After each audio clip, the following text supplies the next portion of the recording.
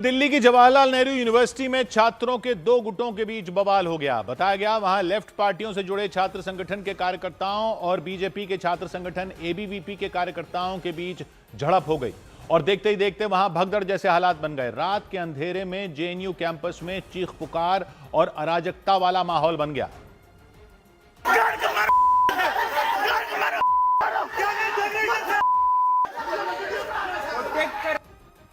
ABVP के कार्यकर्ताओं ने लेफ्ट पार्टियों से जुड़े छात्र संगठन के कार्यकर्ताओं पर मारपीट करने का आरोप लगाया।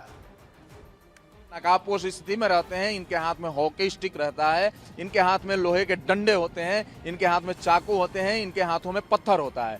और वहां पे जो छात्र रीडिंग रूम से हटने के लिए इनकार करते हैं, उनके साथ ये लोग मारपीट करते हैं, दुर्व्यवहार करते हैं।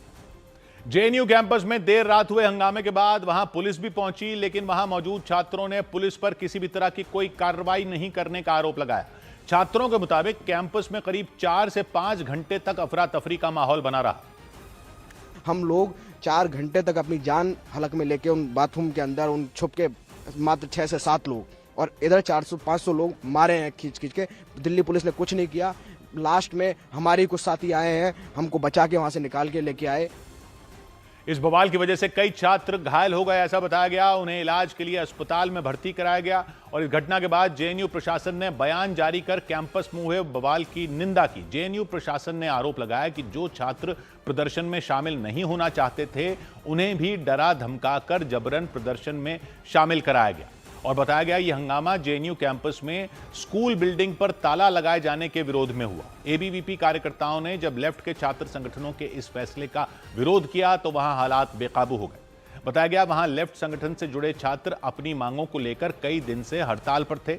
देर रात उन्होंने मार्च निकाला और फिर स्कूल एरिया को बंद करवाने की कोशिश की। रात लगभग 12-12:30 बजे की ये बात रही होगी। ये भीड़ जो मार्च प्रस्तावित था, मार्च करने के बाद अपने जो उनका कैंप लगा हुआ है SLSIS लॉन में, वहाँ पहुंची। वहाँ पहुंचने के बाद में इन्होंने स्कूल एरिया को लॉक करना शुरू किया, स्कूल की बिल्डिंग्स को लॉक करना शुरू किया। आरोपों के मुताबिक जो छात्र वहां से बाहर नहीं निकले उनके साथ मारपीट की गई, लेकिन लेफ्ट संगठन से जुड़े छात्रों ने एबीवीपी से जुड़े लोगों पर मारपीट करने के आरोप लगा दिए।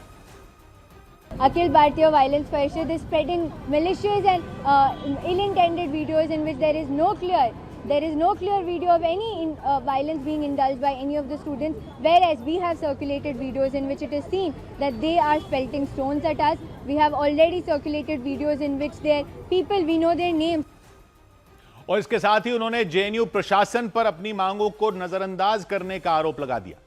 बाद में जेएनयू प्रशासन ने कैंपस में हुई इस घटना की जांच के आदेश जारी कर दिए।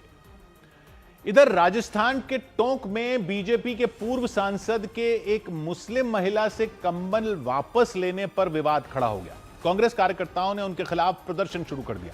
हालांकि मामला बढ़ता देख उन्होंने माफी मांग ली। जानकारी के मुताबिक बीजेपी के पूर्व सांसद सुखबीर सिंह जौनपुरिया ने एक कार्यक्रम रखा था। उस कार्यक्रम में वो महिलाओं को कंबल बांट रहे थे। उसी दौरान उन्होंने वहां मौजूद एक मुस्लिम महिला से उनका नाम पूछा। आरोप लगाया गया कि जैसे ही महिला ने अपना नाम बताया, सुखबीर सिंह जौनपुरिया ने उनसे कंबल वापस ले लिया। क्या नाम तेरा? हट एक तरफ। फादर बे ना मत दे। आपको बुला के बैठाने चाहिए, मेरे नहीं है बुरा मान है, भला मान नहीं। जो देखो बात सुनो, जो आप लोग बैठे ना, मैंने बताया जो मोदी गाड़ी रहने वाला, उसको लड़ने का हक ही नहीं है। जानकारी के मुताबिक वहां मुस्लिम समुदाय की 6 महिलाएं बैठी थी। आरोप यह भी है कि उन्होंने उन सभी महिलाओं को बाकी लोगों से अलग बैठा दिया। साफ बात है, इसलिए आप चले, आप इधर हटो, आप इधर। इसके बाद जब वो वहां से जाने लगे तो कुछ लोगों ने मुस्लिम महिलाओं से कंबल वापस लेने का विरोध जताया। इस पर पूर्व सांसद सुखबीर सिंह जौनपुरिया ने गुस्से में जवाब दिया। आप लोग देने के बाद वापस ले रहे हो। लोकतंत्र में अधिकार थोड़ी है, सबको समान अधिकार है। आपने उनको मना किया, आप क्या हुआ क्या? गवर्नमेंट का नहीं, आप इंडिविजुअल भी दे रहे हो। अरे सर, हम बहस कर रहा कौन है? गलती आप। इसके बाद वो अपनी गाड़ी में बैठे और वहां से रवाना हो गए। इस मामले के सामने आने के बाद सियासी बवाल मच गया और यूथ कांग्रेस ने बीजेपी के पूर्व सांसद पर निशाना साध दिया। यूथ कांग्रेस के कुछ कार्यकर्ता मुस्लिम समुदाय की उन महिलाओं के घर पहुंच गए जिनसे कंबल वापस लेने का दावा किया गया था। उन्होंने उन महिलाओं को कंबल बांट दी और सुखबीर सिंह जौनपुरिया पर हमला बोला। ये किसी व्यक्ति विशेष या किसी धर्म विशेष का अपमान नहीं है, ये पूरे हमारे टोंक जिले के हर उस व्यक्ति का अपमान है जो अपने अंदर स्वाभिमान रखता है। पूर्व सांसद के कार्यक्रम में शामिल हुई मुस्लिम समुदाय की एक महिला ने आरोप लगाया कि पहले उन्हें कंबल दिया गया था, लेकिन उनका नाम पता चलने के बाद उनसे कंबल वापस ले लिया गया। भाई मैं क्यों मुसलमान का नाम पूछ और पता ले लियो मैं 3 दिन काय बोलूं कंडी अलग जाओ, अलग बैठो। इसके विरोध में कुछ गुस्साए लोगों ने प्रदर्शन किया। उन्होंने सुखबीर सिंह जौनपुरिया के पुतले को चप्पलों की माला पहनाकर मार्च निकाला। इसके बाद उन्होंने उस पुतले को एक कंबल ओढ़ाया और उसमें आग लगा दी। गुस्साए लोगों ने पूर्व सांसद के खिलाफ जमकर नारे भी लगाए। इसके बाद जयपुर के हवा महल विधानसभा क्षेत्र से बीजेपी विधायक बाल मुकुंद आचार्य उनके समर्थन में उतर आए। उन्होंने पूर्व सांसद का बचाव करते हुए कहा कि बीजेपी का कोई भी कार्यकर्ता प्रधानमंत्री का अपमान नहीं सह सकता। हो सकता है उन्होंने मोदी जी के बारे में अपशब्द कहा हो, मोदी जी के बारे में कोई गाली गलौच उन्होंने किया हो, वहां पर कुछ ऐसी बात हुई हो तो उनको अच्छा नहीं लगा हो। मैं भी नहीं सुनना चाहूंगा। मोदी जी के बारे में कोई कुछ बोलेगा मैं कतई नहीं सुनना चाहूंगा। वहीं कांग्रेस ने इस मामले की कड़ी निंदा की। कांग्रेस नेता अमीन कागजी ने लोगों से अपील की कि वो सुखबीर सिंह जौनपुरिया जैसे लोगों को राजनीति से दूर रखें। कोई जनप्रतिनिधि शपथ और ओथ लेता है, जब अपना एक सांसद बनता है, विधायक बनता है, उसकी सारी मर्यादाओं को उन्होंने तोड़ दिया। ये चिंता का विषय है। इस मामले के तूल पकड़ने के बाद बीजेपी के पूर्व सांसद ने सफाई दी और माफी भी मांगी।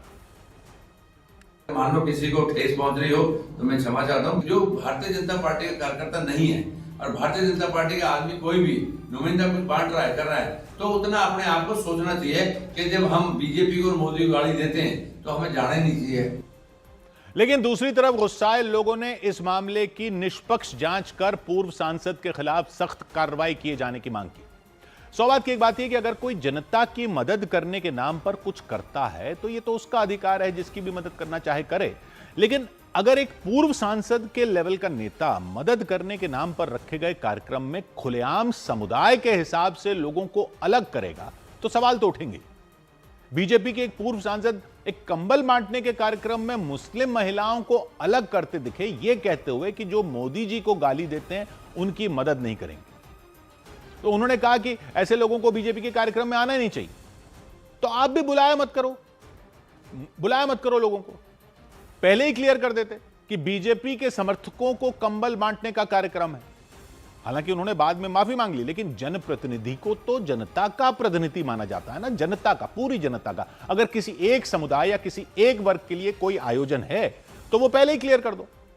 100 बात की एक बात।